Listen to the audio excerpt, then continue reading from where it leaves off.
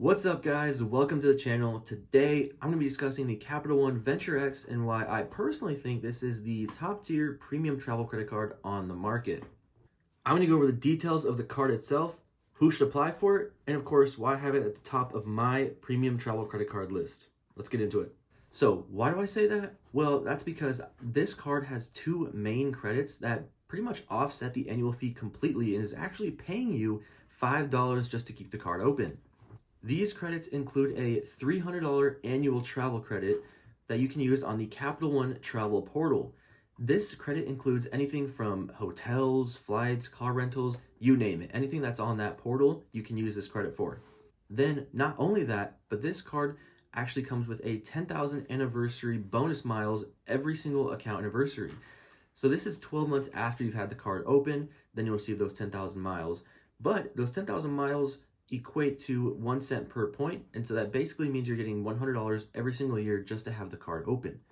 So those two credits alone, 300 plus 100 is $400, and this card does have a hefty $395 annual fee, but those two credits offset that annual fee alone. That is why this card gets so much hype, because you don't really have to do much to offset the annual fee. It's a very simple process. As long as you really travel once or twice per year, you can easily offset that annual fee. In my opinion, that $300 travel credit is super easy to use. Basically, you can find anything on that portal. And of course, you do want to make sure those prices equal the same price as if you were to book it from the hotels or airlines website directly. But that's very easy to do on the Capital One portal because their prices are fairly good. And not only that, but they do have a price match guarantee where if you find the price cheaper somewhere else within 24 hours of booking, you can actually get a price match and they'll refund you that difference. So after using those two credits and the card's basically free at that point, what else do you get? Well, everything else is pretty much a bonus at that point, but that does include a $100 global entry or TSA pre-check credit. Now, many cards do have this credit already, but you can use it for a family, a friend, whatever it may be, or if you don't have a card that has it, then this card will do it for you. Next is the sign-up bonus. The Venture X's sign-up bonus is 75,000 miles once you spend 4,000 on purchases within the first 3 months of opening the card.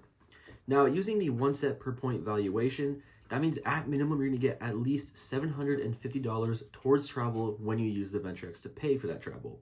That method is actually very simple, as all you have to do is use the card to pay for something that codes as travel.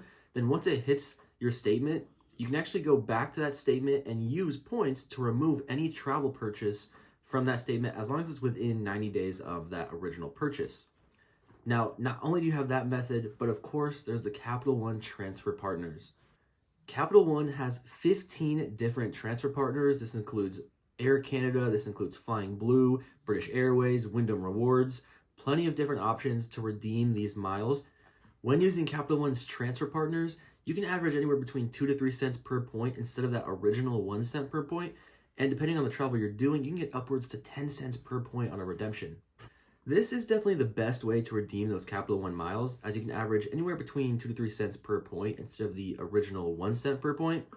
But it can be a lot more difficult to find those redemptions, whereas the simple 1 cent per point valuation by erasing something from your statement is extremely easy. Finding a good award space on an airline or even a hotel booking can be a lot more difficult and take a lot more time. So definitely keep that in mind when you are considering getting the Venture X. Not only that, but this card comes with lounge access that really makes it a premium travel credit card. Now, Capital One only has 3 lounges currently open, but those lounges do seem very nice. And of course, you have the benefit of bringing 2 other guests with you to any of those lounges with the Capital One Venture X card. But to make up for the lack of lounges Capital One currently has, they do have their partner lounge network. This includes Plaza Premium and Priority Pass access. These two have plenty of lounges throughout the United States as well as abroad, and these lounges may not be as nice as the Capital One lounges or even the Centurion lounges, for example, but there are plenty of lounges that you can find in many different airports, and it's still nice to be able to go in, grab a snack, maybe a drink, and to have a place to relax before your flight, rather than the crowded area within the airports. So that's definitely one of the biggest perks of having the Venture X card. But another perk is actually the free additional authorized users that comes with the Venture X. You can add up to 4 additional authorized users at no additional cost. So this is great if you have a family or friends you want to give the card to. because they can receive that same lounge access as you without you even being there. Now, of course, they won't receive the travel credit or any of those other benefits, but it is still nice to have a card that has lounge access, and it does have protection, so if they make any purchases, they can also be protected. So speaking of those protections, Capital One VentureX actually has some pretty good insurances and protections for any purchases you make. This includes baggage insurance or trip delays, that sort of thing that you typically find on a premium travel credit card. But it does have a nice bonus protection, which is the cell phone protection. If you use your VentureX to pay for your cell phone bill, you'll actually be reimbursed up to $800 if it gets damaged or stolen. Another benefit that comes with this card is the Hertz President's Circle status. This is especially nice if you do find yourself renting cars more and more often. It's great for US domestic travel for renting cars because you can book the cheapest possible car rental option and then get upgraded when you arrive to the President's Circle options.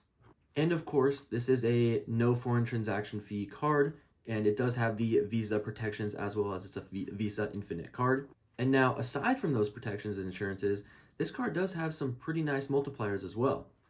This includes 10x miles on hotels and rental cars booked through the Capital One travel portal, as well as 5x miles on flights booked through the Capital One portal as well. And then, of course, it's 2x miles on everything else. That makes this card a fantastic catch-all card, as you can earn 2x miles on any purchase. So that covers a lot of the benefits and credits and perks and whatnot that comes with the Capital One VentureX, but is it right for you? Personally, I think this card is right for almost anyone. As long as you travel once or twice per year, this card makes up the annual fee with only 2 credits, and everything else at that point is just a cherry on top. I think it's super easy to use. I don't mind using the travel portal at all, really. I've used it multiple times at this point. You can really book anything that you normally would, such as hotels, flights, car rentals, whatever else, through that portal, and it's super easy to use. The prices seem to be fairly reasonable, so I don't have any problem booking with the portal itself. And of course, it comes with the anniversary bonus miles. It also does come with a $100 travel credit for TSA PreCheck or global entry, if I didn't mention that already. So plenty of other benefits that come with this card after it already makes up the annual fee just from the 2 original benefits. So for those reasons alone, that is why I put the VentureX at the top of my premium travel credit cards, as it's a very simple and basic card to use and basically pays for itself, which in my opinion is one of the best features you can find in a card, because as we all know, that coupon book style the Amex Plat has is starting to get a little annoying for many people. And this card is very basic, very easy to use, so I highly recommend it for anyone that can get approved. Speaking of that though, this card can be a little difficult to get approved for, as Capital One seems to be a bit stingy with who they approve. So if you have too many inquiries or too many cards already opened, they might deny you. So I definitely recommend checking out the Capital One pre-approval tool. If you get approved or pre-approved for the Capital One Venture, that's a good sign you'll get approved for the VentureX. It's not guaranteed, but I definitely recommend using that first just to see if there's even an option there. So let me know what you guys think about this card. Is this your top premium travel credit card, or do you still prefer the Platinum or the Reserve from Chase? Let me know what you guys think. Also, let me know if you guys have any experience with the portal itself from Capital One or their customer service.